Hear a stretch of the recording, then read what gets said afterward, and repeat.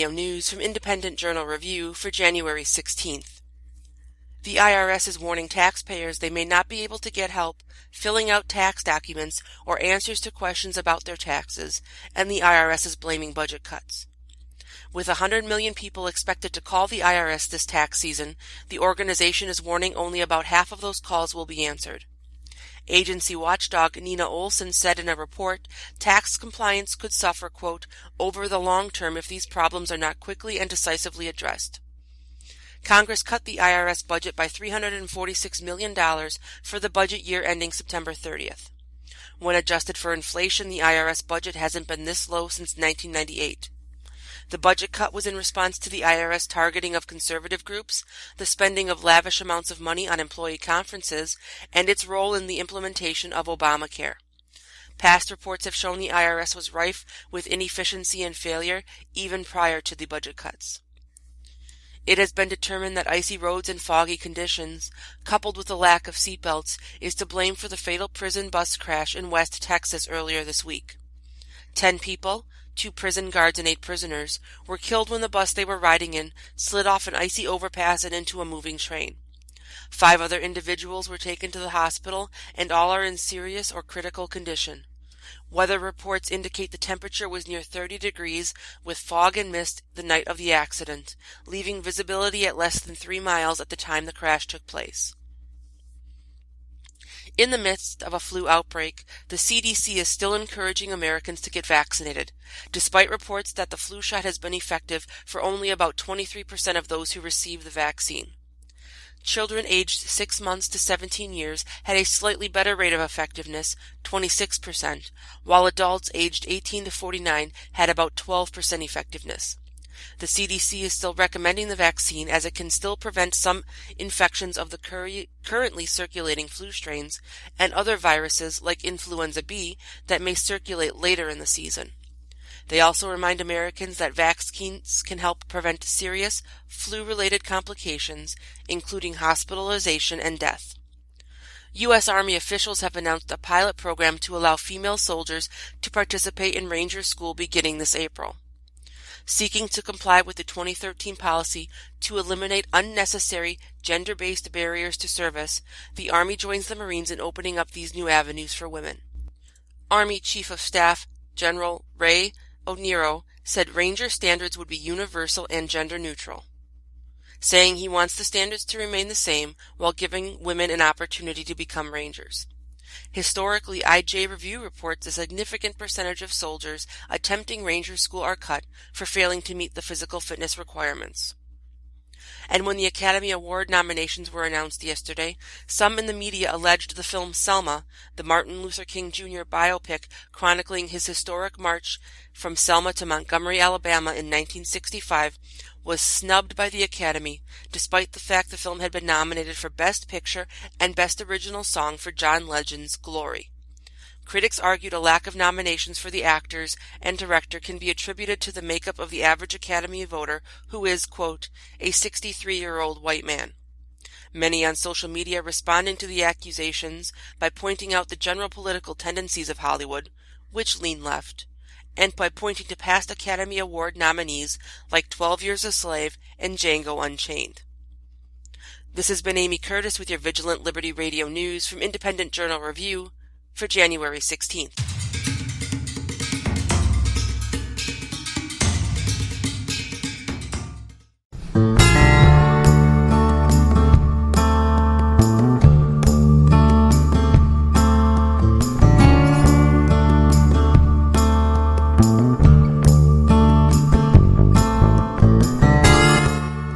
Welcome back to the show. This is The Right Mics with Mike Miller and Michael Hausum. Just during the break, and I'm sure Miller's the exact same way, but I've got all these different windows open. Got a bunch of, emails that come in, and I just got a Groupon. Mike, I got to put this up, man. 65% discount on the Fresh Spa Easy Bidet toilet attachment. You know what? I'm on it. Over 1,000 people have bought this Groupon for the bidet toilet attachment, and the pictures. Explain, by the way, if you can, without getting graphic, to folks who may not know what a bidet is. Well, it's a if you've ever been to Europe, especially in France, especially in Paris, you'd be confronted in if you are at a particular hotel that has ensuite uh, restrooms. I You love that walk in. en suite. That was cool. Thanks. You walk in, and it looks like there's two toilets, but the one toilet just has a drain in it and this little metal thing. You're like, what the heck is that? Well, what it is it's a way to it's a way to use water to cleanse your undercarriage, Oh, okay. Just yeah. All right. Listen, right?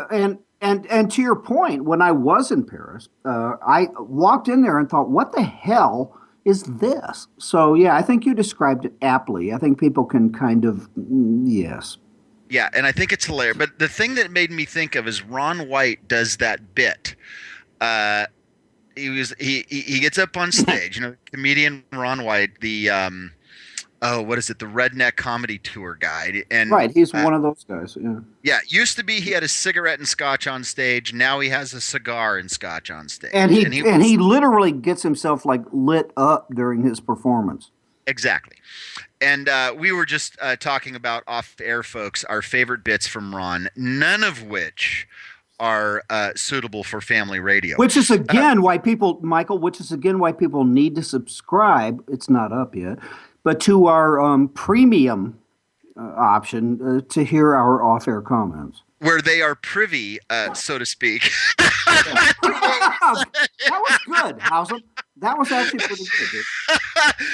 Okay, well, I just got to describe this part to you, Miller, because maybe you haven't seen it. So Ron White's apologizing for being on stage a little bit late. And he said, I've got a new best friend. My hotel room came equipped with a bidet, and I turned this thing on, and my first thought was, how many of her million gay men can't be wrong? Oh my God. Oh, it just kills me. That's too funny, dude. Too funny. Okay, moving on from the Groupon bidet. By the way, folks, it's $94 value, discounted 65% to $32.99. And that is, I don't know. I'm signed up for San Diego, Santa Barbara, and Orange County Groupon. So, it's shipping. So they just ship it to you. Okay, and see, once again, here is just another added value to listen to the right mics on a daily basis, because not only do we bring you breaking news, excellent commentary and analysis, but we make you aware of offers out there that you can't pass up. I mean, we might as well be QVC, dude. Oh, kills me. Okay, you know what I do want to talk about? Yes. I just had an article came up, Mike, and we're gonna go hard into the economy and politics. All right. So we're gonna shift from bidets and movies right squarely into the center of our wheelhouse. Do you mind? Oh, I love it. Who knew? Okay, great. So this, folks, this is up on RJR. I don't know, a couple hours ago. The title of the article is "Business Failures and Startups Have Been Engaged in a 30-Year Battle, and One Has Finally Come Out on Top." And actually, I think I got this information yesterday. Gallup, it was the president of Gallup, wrote an op-ed on the Gallup website, and they put up a couple of graphs. And here's the deal. In America, for the first time, does it go back and say how long it's been? A long time. For the first time ever, business failures in America now outnumber business startups. That for the first time ever? For the first time, well, the graphs that I'm looking at go back to 1977. And in 1977, the number of business startups was double the number of business closures. So I'm not sure how fast. It looks like they just went back close to 40 years on these graphs. All right, maybe I was here. Maybe I was hearing that different. And I think I was. I mean, I was. My brain was transferring that to say to ask myself, of all startup businesses, what percentage fail? But okay, No, so no, what it yeah, is yeah, it, yeah, yeah. now you got it right. So 2008 is when the threshold crossed. So in 2008 was the first time that the number of closed businesses was exceeded the Right, number of business that started. Another graph right. shows the number of business startups per year from 77, which is interesting. In 1977, roughly there were a little over 200,000 businesses that started up, and that has dropped steadily. Um, but think about the population of the country. Um, just it's a let's look at it this way. It's something that you never hear about. You do not hear that in America today there are more businesses going into BK court than there are filing for new business licenses and creating corporations. Right, and why to go out on a limb here? Do you think that's the case in Obama's America? Wait, why do I think that's the case? Yeah. Well, why are we not hearing about it? Number one, or number Yes. two, No. why No. is it No. No. actually happening? Well, actually both. But first, why are we not hearing about that in the mainstream media? All right, well, let me, rather than take my words for it, let's take what Gallup CEO Jim Clifton said. My That is hunch is that no one talks about the birth and death rates of American business because Wall Street and the White House, no matter which party occupies the latter, are two gigantic institutions of persuasion. The White House needs to keep you in the game because their political party needs your vote. Wall Street needs the stock market to boom, even if the boom is fueled by illusion. So both tell us the economy's coming back. yeah. Just as a kind of mini digression here, and I spent almost 30 years in the financial services industry.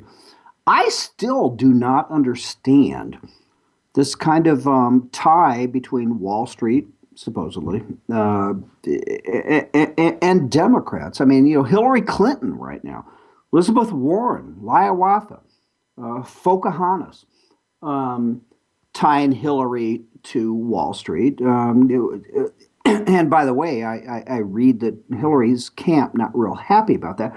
I don't understand that. Let's do air quotes, but marriage between Wall Street and the Democrats. Do you? Um, Actually, I do. I think there's two really good reasons for it. Okay.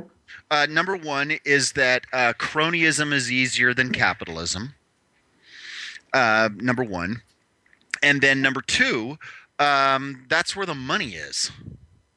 Well, yeah, you can always follow the money, but I mean, back in the day, in the business, I mean, by and large, people I worked with, pretty damn conservative, and that went up the chain, if you will. So, yeah. Anyway, we can move on, but I've just Well, I never. see.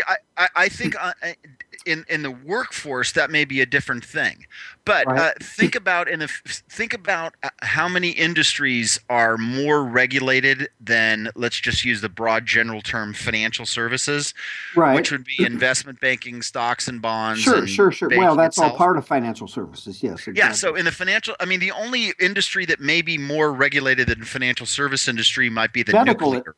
well, and the medical industry, but Okay, so the medical industry and maybe nuclear power generation. Those might be the only two, right? yeah, Um, well, think about just Dodd-Frank. One clause in one paragraph of one compliance-related issue is an opportunity to lose a business or gain a business. right. So I think that's it right there. I mean, it's funny is that, and I'm very fond of saying this, that Adam Smith, Mr. Free Market, Invisible The Hand, Adam Smith. Laissez-faire, the Adam Smith. Adam Smith was harder on capitalists than Karl Marx was. Adam Smith didn't trust a business owner or a capitalist any further than he could throw them. In fact, he said it. He said if two business owners get together, it is a matter of seconds before they start figuring out how to collude against the general public. No, I completely agree, but again, from And from see, here's the from thing, Mike, is real quick from